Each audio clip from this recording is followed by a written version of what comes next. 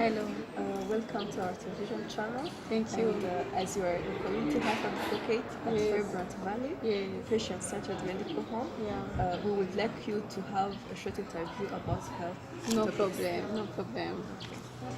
So I will have some few questions to ask you. Yes. And the first question is, global health seems to be in the news more and more in recent years. Yes. Talk about what global health is and why it is important to pay attention to it. Okay, thank you for the good question. According to Copland 2009, global health is an area for research, study, and practice that places a priority on improving health and achieving equity in health for all people worldwide. So, in other words, it takes into consideration the health of all population in the global context. Yeah. Okay. My second question is, disease can come to you in different ways. Yes. So explain the difference between communicable and non-communicable diseases. Okay, well, communicable disease are those ones that are spread from one person to another or from an animal to a person. So the spread or transfer can happen through air, through contact with contaminated surfaces, or through direct contact with blood or feces or other bodily fluid of a contaminated person. So there are some examples of this communicable disease, and among them there is cold, there is flu, there is also measles. So on the other hand, an uncommunicable disease is a disease that is not caused by infectious agents. They refer to this disease that we are familiar with, this chronic disease such as heart disease, cancer, and asthma. This is according to World Health Organization 2017. And my third question is, let's talk about Ebola. Yeah. Since I'm sure most of our viewers have heard a lot about that, what is it, and is it a communicable disease or non-communicable disease? Okay, thank you for the question. Ebola is a virus disease which is rare and deadly disease, most commonly affecting people and non-human primates. So when I say non-human primates, I want to mean gorillas, monkeys, and chimpanzees. So it is caused by an infection with one of the five known Ebola virus species, where four of them can cause this disease. So since it is a disease that is spread from one person to another or from an animal to a person, this is a communicable disease. So what would raise a person's risk of getting Ebola? So what would raise a person's risk of getting Ebola is to get in contact with a patient who is having Ebola virus disease. So this is because in case you get in contact with that person, you might get in contact with infected blood or infected bodily fluids such as those feces, waste, sweat, and so on. So you can get contaminated. If you can also, it can also be spread from direct contact with objects, clothes that were worn by those infected person, and bedding, needles, or medical equipment that were used during the treatment of that contaminated person. So you will find that healthcare providers who take care of those contaminated people are the ones that are most likely to be affected by the Ebola, or people who are familiar, who are in family, or who have a close relationship with those people are the one that's most likely to be affected by Ebola. That's good to know. So to prevent or at least to lessen the chances of getting Ebola, what should people do? So in order to prevent or at least lessen the chance of getting Ebola, there are a number of things that you need to do. In case you travel to or are in an area affected by Ebola outbreak, for example, this is most likely to be in West Africa. So you need to do the following. You need to practice careful hygiene. So I mean, when I say careful hygiene, I mean washing your hands with soap and water or an alcoholic-based hand sanitizer. So you need also to do not handle items that may have come in contact with those contaminated people, those contaminated patients, because in case you touch their blood, their bodily fluid, you can get a high chance of get contaminated. You also need to avoid funeral or burial rituals that require handling the body of someone who has died, has died from Ebola, because you can directly get contaminated. Also, you need to avoid contact with bats and non-human primates, these chimpanzee and gorillas, because these animals are likely to be having Ebola. So in case you touch them, you touch their blood or their food, you can have a chance of being contaminated. You also have to avoid facilities in West Africa where Ebola patients are being treated. So in case you do the following, you cannot be affected by Ebola. Another thing that you need to do is to avoid contact with semen, semen from a man who has had Ebola, but maybe he is in the process of being cured. So this is because you can get a chance of being contaminated. You need to maybe to touch those semen until you know that Ebola has gone from his semen. And also, in case you return to your home from maybe a place where there was Ebola outbreak, you need to monitor your health for 21 days and seek medical care immediately if you develop symptoms of Ebola. This is according to Center for Disease Control and Prevention in 17. Okay. The next is you talked about outbreaks. Yes. Outbreaks such as the one related to Ebola can generate a lot of rumors and misinformation, Yes. and even panic about what the disease is. Yeah. So how it is transmitted and how likely people are to get it. Talk about the needs for advancing people about facts. So, okay, of course, there is a need of educating people about the disease outbreak. See, this is because people are not familiar with such disease. Because, for example, in Rwanda, we are not familiar with Ebola.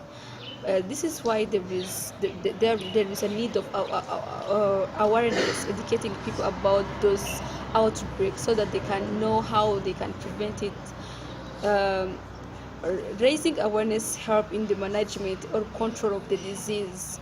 And also people should know the fact that the reality of the disease so that they can prevent it instead of rumors. So there are some people who say that who spread rumors that Ebola is not you cannot get Ebola because maybe you touch the body fluid of someone, yet it's not true. So people should know the reality of this such outbreak so that they can know the ways of getting different preventive measures.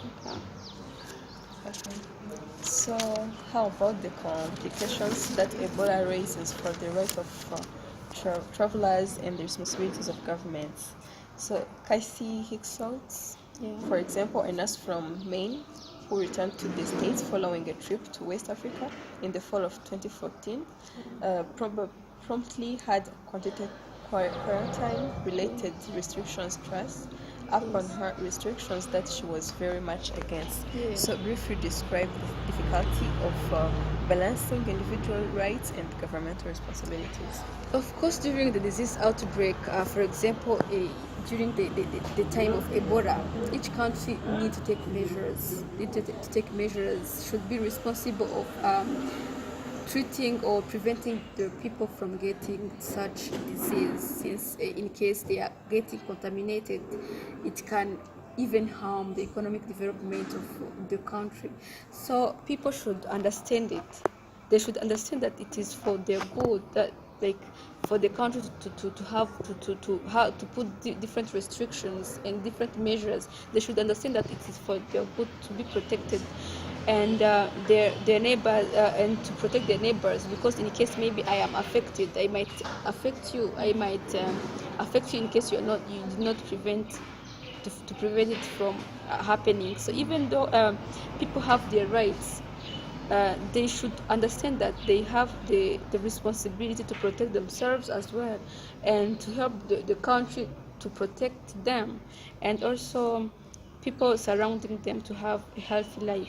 Therefore, there should be a balance of there should be a balance between right and responsibilities, and of course this should go hand in hand with educating people, with raising awareness about the disease outbreak, so that people can be flexible about different things that can be taken, those restrictions, different measures, and so on. Yeah. So let's now talk about smoking and tobacco, which is considered the big World Health Program and raises a similar issue to Ebola in terms of right and responsibility. So just about everyone knows that smoking harms health. What does it do to the body? Okay, smoking is very bad to our health. So, for instance, it has different effects to each of our parts of the body. For example, it has effect to our circulation, to our heart, to our brain, to our lungs, skin, stomach, and so on. So, for example, on circulation, talking about circulation, how smoking is having a great effect on circulation. When you smoke, there are in smoking there are different poisons from the tar in cigarettes, which enter to our blood and make our blood thicker and increase the chance of clot formation, and also they increase our blood pressure and heart raise, making the heart working harder than the normal functioning of the heart.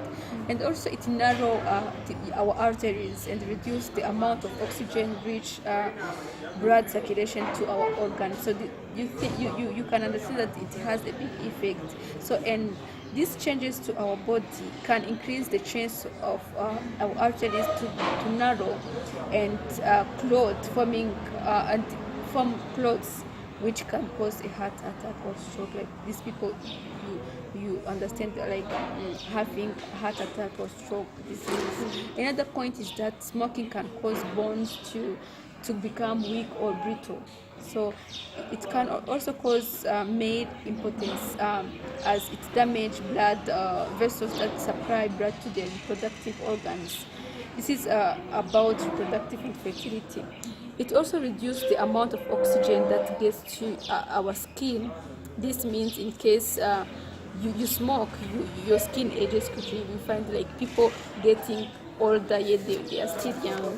So it also have effects on the lungs, because when you smoke, it is the starting of coughing, colds, wheezing, and you can develop asthma as a complicated disease. Smoking can increase the chance of developing a brain, something that we call a brain aneurysm, which can later result in stroke. So there are many bad effects of smoking. This is according to NHSND. Okay. So what about second-hand smoking? So explain what it is and how it can affect people. So second-hand smoke is unwanted smoke that people breathe in form of cigarette, etc. So that other people are smoking. For example, like I might be smoking, and those fumes that I exhale, you might inhale them. That is what we call second-hand smoke. And according to Center of Disease Control and Prevention, second-hand smoke causes numerous health problems to children, to adults, and so on. So talking about the effect of second-hand smoke to children, it causes them to have different infection in their respiratory organs, ear, to develop ear infection, and also sudden infant death mortality. And also some of the health conditions caused by second-hand smoke to adults include coronary heart disease, stroke, and lung cancer. So this is because second-hand smoke contains more than 7,000 chemicals, where 100 are toxic and about 70 can cause cancer. This is according to Center for Disease Control and Prevention. So this is why we should prevent smoking and even second-hand smoke, because it has effects to people who do not smoke. That's interesting. So people don't typically think of tobacco as a drug like heroin or cocaine, but the addiction it creates is strong, isn't it? Yes, it is. So should we think of tobacco use as a form of substance abuse? Yes, so of course we should think of tobacco use as a substance abuse. This is because, according to Smith 2010, tobacco product contains the addictive drug nicotine, as well as many other toxic chemicals. And this nicotine is a stimulant drug that speed up the message traveling between the brain and the body. So therefore, the use of tobacco can, in any form, can lead to addiction, significant morbidity, and premature death. So that's why we should take it as a substance abuse. So I think that was all for today. So Yes. thank you for So welcome.